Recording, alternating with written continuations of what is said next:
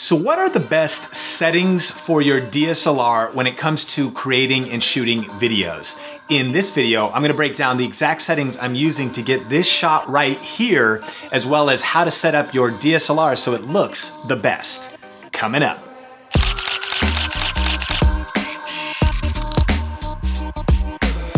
Hey, what's up guys? Sean here with Think Media TV, helping you go further, faster in media. And on this channel, we do tech gear reviews, video gear reviews, as well as even how to use your gear videos just like this one. So if you're new here, consider subscribing.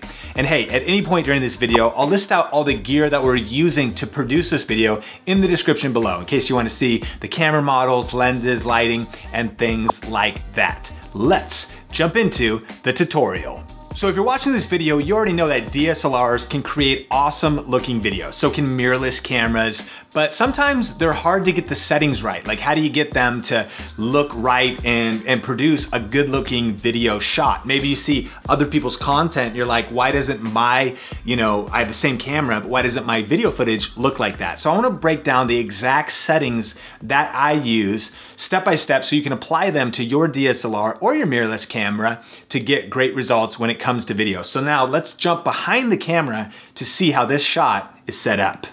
Okay, so we're gonna jump into the setup right here. In this particular video, we're shooting on a Canon 70D. We use a Rode mic. It's got a tripod. We're shooting with a ring light, just in my office right here. And so let's look at the settings and the order at which we go through these to get the perfect shot. And again, this is gonna apply to any Canon camera, Nikon camera that you're using, or even mirrorless cameras as well are gonna, the same principles are definitely gonna apply. So let's jump into it right now. Okay, so the first setting that you wanna think about when you're setting up your camera is actually your frame rate. And so you wanna know what is the frame rate of the video that you're shooting. And so on a 70D here, I have pretty much the option between 30 frames per second or 24 frames per second. If you're international, you're gonna be on PAL, so you could do like 25 frames.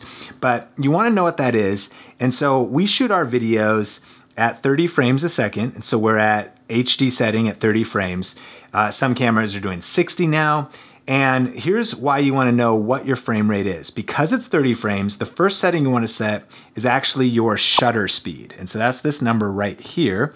And to get smooth motion in video, your shutter speed should be double the frame rate of your video. So because we're at 30 frames, that's why we set it at 60. If we were shooting at 24 frames, you'd shoot it at 50. You get as close as possible, and so you'd shoot 50. So that's the first number that you want to set up right. What that does, if it's wrong, is it sometimes gives you a jittery picture. Sometimes people want that. They do it intentionally for effect. But if you want your video motion to be perfectly smooth, aligned with the frame rate, then you want to make sure this is set up right. Also, sometimes LED lights and different lights will be blinking, and the blink is caused by incongruence between the shutter speed and the frame rate of the video. So first off, we're at 30 frames on our 70D here, 1080, 30 frames. And next up, we will shoot the shutter speed, and so we'll make sure that's set to 60. Now, the next thing that we want to set is our aperture. And in this case, we want to set it based on the lower this number could be if we had a fast lens. If you had a lens that's kind of like the nifty 50 that goes down to say 1.8, the blurrier the background would be. So if we have, say my hand is in focus, the background is blurry, a lower aperture number will give you more of a blurry background. It also will give you better low light. And so sometimes the lower this number can be, the better it'll work in low light. So whatever your aperture is gonna be, you wanna set that next. And in most cases, I make it as low as possible. So if we're already zoomed in on this image, I got a picture of my wife and I right there where a face would be. If we're gonna be zoomed in like this, this is as low as it goes. So typically I go as low as that can go. And then that allows me to then do ISO last. And so your ISO, once your shutter speed is pretty much set, typically. So that's at 60 no matter what. In this case, I'm as low as I can go. When this lens is all the way zoomed in, is 5.6. That's as low as it goes. So now, if you tap your shutter button, you have an exposure meter right here. And right in the center is that white line is telling you your shot is evenly exposed. So in this case, it's a little underexposed. So then what you can use ISO for at the end is you can go up to get more light in your image. And now it's perfectly exposed across the image, or you could go down if it's overexposed based on your ISO settings.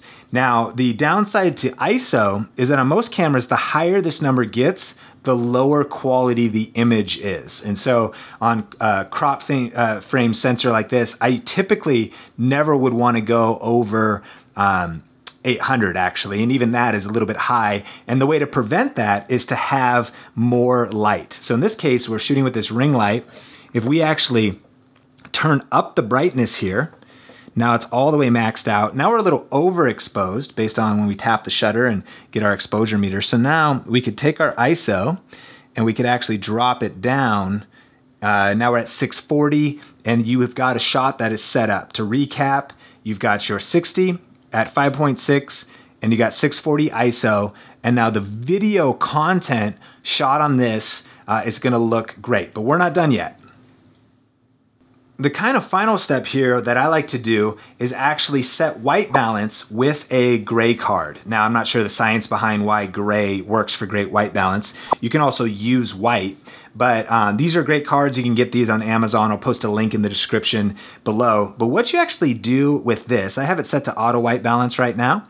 And that sometimes will turn out okay, but white balance is what really is gonna make your video look right for skin tones. So especially if you're like a beauty or a lifestyle YouTuber, you're trying to do, or an art YouTuber, and you're trying to like get accurate color reproduction, or you just wanna make great looking videos, setting custom white balance is great. And sometimes too, like even in this room, we have different light sources all around the room.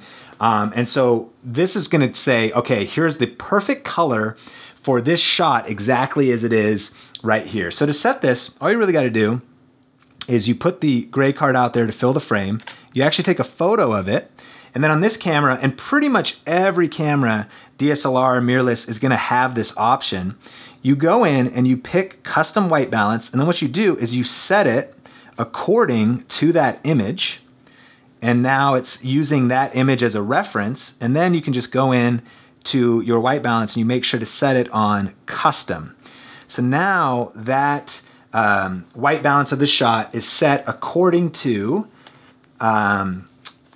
this white based on this ring light's light shining on that. And that's gonna give you pretty much accurate color representation. And based on what we're seeing here, it's looking pretty good, especially because we can see a blue poster, the green, the yellow, and our human eye, based on what we're seeing on the screen here, it looks accurate. And your most important thing is your skin tone. That's really what you want to be most accurate. So setting your custom white balance with a gray card, you can also do this.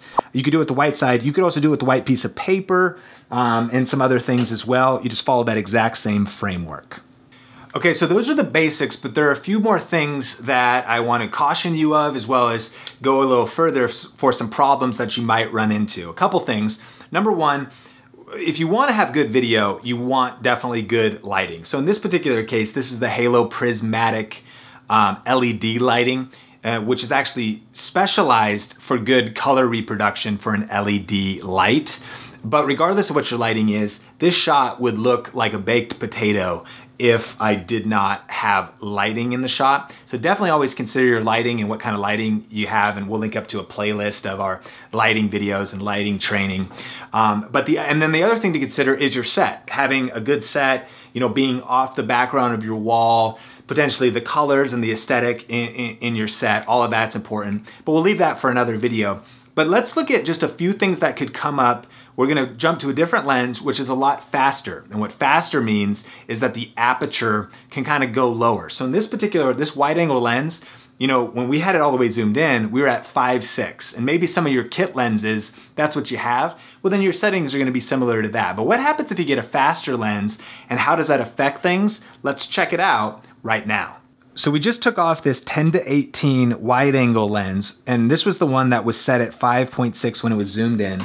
And now we have a 24mm lens, and the settings are the same. So we have 60 shutter speed, 5.6 on the aperture, and then 640 on the ISO, and we're exposed almost perfectly. But this lens, and you might have some lenses like this lens actually can go all the way up to 2.8. So you see what happened there? Now that put our exposure a lot higher because this lens is a lot better in lower light. Plus, it also is better for depth of field and things like that. So when you have potentially an image that if you're close to the camera, you're gonna be in focus and you're gonna get that nice blurry background. So what we would do in this case, remember at 30 frames per second, we don't wanna mess with the shutter speed. And if we do want as much blurry background as possible, then all we have to do is actually drop our ISO down to hopefully get to the right exposure. And one thing that could potentially happen if we brighten up this light even more and we're still overexposed, this is where you might get into the trouble where see it's a little overexposed and the ISO cannot go any lower. This is where now you have to make a decision to, okay, do I want the shutter speed to actually be off? So now at 80, everything is exposed correctly, but we just broke our rule, right? 30 frames per second. Now we're actually off. And so it'll slightly affect the motion. And the more out of, whack that potentially gets, the more jittery and weird the motion could look. But then you just make a conscious decision if you want to do that or not. And the one other thing that you can do, probably not necessary for most people, is again, you could always dim your light. Like we can just do that, right, as we're doing right here. We dim it down a little bit, drop our shutter, and now we're in a perfect exposed shot. We've got the good white balance based off our gray card. We've got everything set up nice based on this lens. And you can imagine this one goes to 2.8. A very popular Canon lens is the Nifty 50. It goes to 1.8. If that's the case, what we would really want to do, you can imagine the ISO's as low as it goes. We don't want to change this number. If this was at 1.8, what we'd probably have to do is reduce the light even more so that it could be exposed as much as possible so we could get that, or exposed correctly so we could get that blurry background. Question of the day, what is your biggest challenge currently when it comes to creating videos and content online? Let me know in the comment section below because we'd always love to create future videos to help you go further faster in media. So thanks so much for checking out this video. Definitely subscribe for more videos just like this. And if you haven't downloaded the Think Media TV Video Gear Buyer's Guide, that guide actually goes through all the different cameras, lenses, microphones, lighting that we use for every different budget. So if you want to grab that, it's totally free. There's a link in the description below as well as on the YouTube card. Until next time, Think Media TV is helping you go further, faster in media. Keep crushing it, and we will talk soon. 3, 2, 1. Oh man, those cuticles look good today. Okay.